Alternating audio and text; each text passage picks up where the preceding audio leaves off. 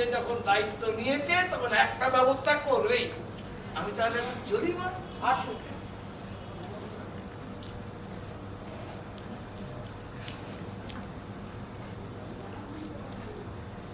এই লোকটা ঘটক?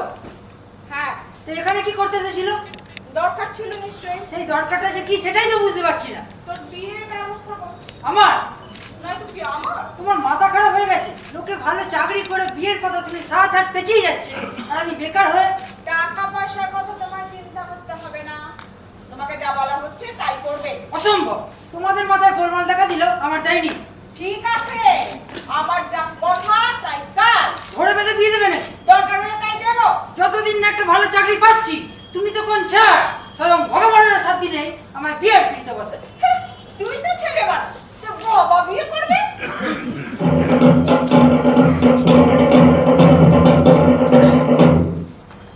তবে বাবা বিয়ে করবে। শুনলে? ছেলের কথা শুনলে? খুব একটা খারাপ কিছু বলেনি, আমারও এরকম কিছু আপত্তি নেই, আইনের অসুবিধে তাই। চুপ কর।